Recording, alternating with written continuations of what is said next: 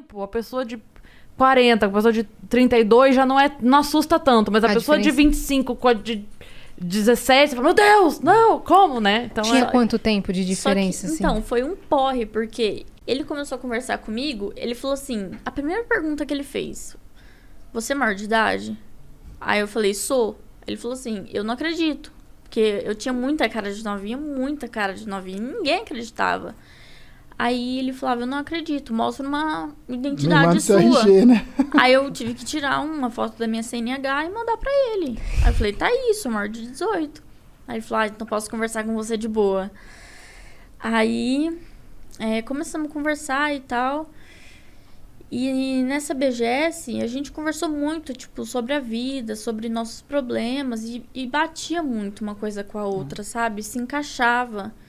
E aí, nas nossas conversas, antes da live dele, depois da live dele, que a gente conversava muito por telefone, ele falava assim pra mim, você se bloqueia de sentir alguma coisa por mim, porque você tem medo do mundo lá fora, das pessoas, como elas vão te julgar, o que elas vão falar, porque eu tinha 18, ele tinha 30. Você tava com 19, eu tava com 35, né? Então, tipo, era muita diferença de idade. Sim. E eu fiquei pensando, eu falei, mano, o que meus amigos vão falar pra mim? Tipo, o que meus amigos já não gostavam dele. Então eles já falavam, meu, cai fora, esse gaulês não presta, tipo, o cara usa droga. Aí eu falava, mano, o meu irmão chegou a falar pra mim, esse cara tem cara de drogado. Juro pra você. E tipo, eu falei, meu, o que a minha mãe vai pensar? O que meu pai vai pensar? O que meus amigos vão pensar, né?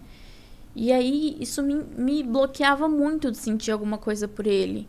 Então, eu fui meio que me abrindo com ele aos poucos, falando, olha, eu não consigo sentir alguma coisa por você por conta desse bloqueio que eu tenho do mundo, né, lá fora. Aí ele falou assim, mas você prefere escolher o mundo lá fora ou você prefere ser feliz? Tipo, dá uma oportunidade, dá uma chance, sabe? Mostra pra você mesmo que você consegue. Você falou a coisa certa. Ele falou pra mim, você merece ser amada. Você já passou por tanta coisa ruim, você merece uma pessoa que te ame, sabe? Que cuide de você. Então, aos poucos, eu fui gostando dele. Só que ele tava nesse relacionamento que já não tava dando certo. Aí, o que aconteceu? Não, já tinha terminado. Nessa época aí que a gente tava nessa conversa. Então, foi na BGS. Então, na BGS. Na BGS já tinha. Você tava no vai e vem.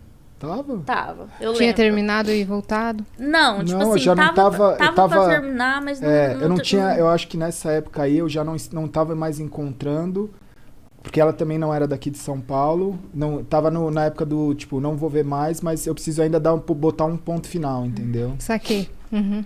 No seu coração meio que já tinha acabado. Isso. Então, eu falei, olha, você precisa resolver essa questão do seu relacionamento, né? Porque eu não posso ficar com uma pessoa que namora, uma pessoa que tem uma pendência, né? E aí ele falou assim, não, tá, eu vou resolver isso. Aí ele foi, terminou com ela e falou pra mim, pronto, tô resolvido. Aí eu falei, nossa, aí agora você se resolve. Aí eu pensei, né, e tal... E fui deixando rolar. Conforme o tempo, teve um dia que eu acordei, falei, meu, eu amo esse cara.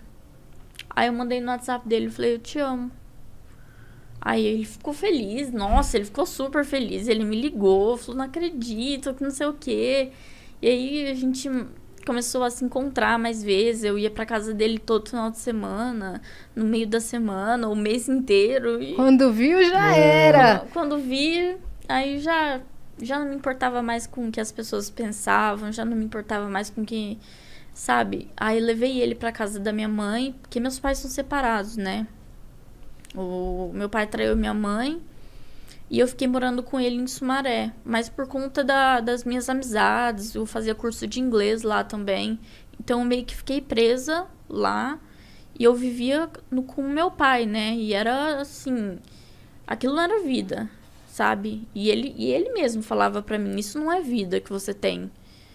Então, vamos procurar um apartamento, vamos morar junto, vamos, sabe, seguir adiante, seguir a vida. Você se sentia presa? Me sentia não, muito... É um pouco mais forte, né? É um pouco mais forte, assim.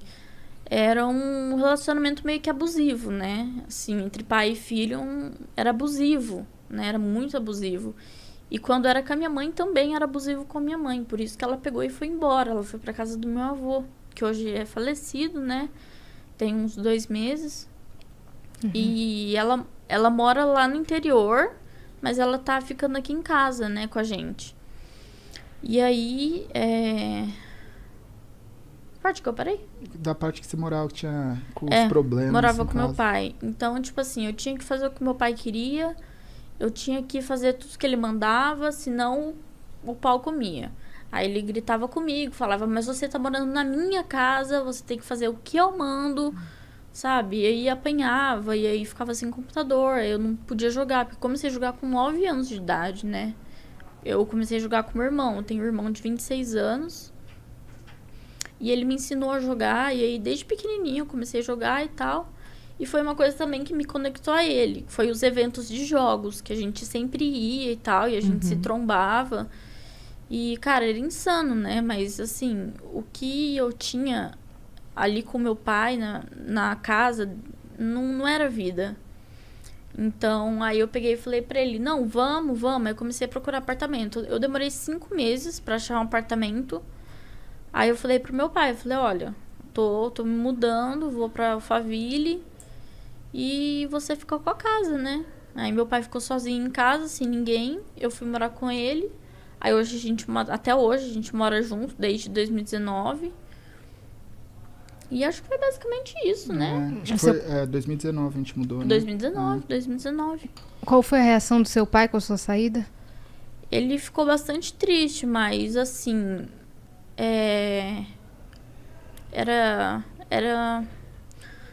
Não tinha comparação, assim, a tristeza dele com a minha. Sabe? O que eu sentia e o que ele sentia. Então, eu acho, assim, que infelizmente o meu pai, ele é uma pessoa digna de dó. Porque ele fez muito mal pra mim, pra minha mãe, pro meu irmão. Ele me batia muito, ele batia muito no meu irmão. Ele tratava de forma agressiva minha mãe, né? E eu e meu irmão crescia vendo isso, esses tipos de abuso, né? Porque abuso não é só abuso sexual, tem abuso psicológico, verbal, então. E a gente foi crescendo vendo isso, né? E o meu pai sempre humilhando minha mãe, humilhando a gente. E a gente meio que cresceu assim, né? E eu precisei amadurecer muito cedo. Então, desde nova eu já entendo um pouco das coisas, do mundo, como que era, como que funcionava. E pra mim foi bem difícil, né? Porque relacionamento pra mim nenhum dava certo, era sempre traição. Aí não podia confiar em amigo, porque teve o problema que eu fui estuprada, né? Eu tinha 17 anos e eu contei pros meus amigos, né? Eu falei, olha, aconteceu isso comigo. E os meus amigos, eles davam risada. Eles falam, pô, isso não é assunto que se brinca, você tava zoando com a nossa cara. Eu falei, não, eu tô falando a verdade. E eu fui na polícia, a polícia falou, olha, não tem o que a gente fazer. Aí, tipo, ninguém queria nada com nada, ninguém queria me ajudar, eu não tive apoio de amigo. Não deram importância, assim. Minha mãe só chorava, meu pai colocava a culpa na minha mãe, meu irmão falava que era mentira. E eu não tive, assim, não tive um acolhimento, né? A palavra certa, assim, um acolhimento. Então, eu meio que vivi isso sozinha. Então, foi muito difícil pra mim. Eu precisei amadurecer muito cedo e falar, não, eu vou passar por isso. E eu não passei por psicólogo, não passei por psiquiatra, não passei por nada. Eu fui no médico, fiz os exames, tomei muito remédio. Assim, eu quase morri nessa época. Porque eu tomei um negócio que chama coquetel, que são vários remédios. E um deles me deu reação, que é a amoxicilina. E deu reação no meu corpo inteiro e eu tive início de uma parada cardíaca, né? Meu Deus. Então, minha mãe só chorava, ela não conseguia falar comigo. E assim, pra pedir pra me levar no hospital, eu tinha que pedir pra minha vizinha. Porque minha mãe não tinha condição, meu pai não tinha condição, sabe? E aí eu meio que fui enfrentando as coisas sozinhas, até eu conhecer ele, né? E a gente compartilhar dessas histórias junto, da gente se acolher, da gente se entender e saber lidar, sabe? Quando um tá com dor, quando o outro tá se sentindo mal, a gente sabe o que fazer, né? Porque a gente passou por isso junto. A nossa história bate muito uma com a outra, né? E a dor que ele sente, você já conhece. Sim, e a dor que eu sinto, ele conhece. Então meio que encaixa assim mesmo, sabe?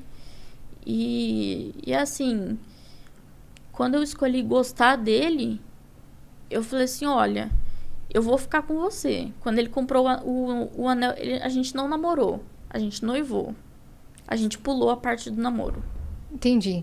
Então vocês se conheceram, decidiram que vocês iam começar a ficar e depois foi noivado, não Porque foi namoro. Foi uma coisa muito intensa, foi uma coisa muito forte que a gente sentiu um pelo outro.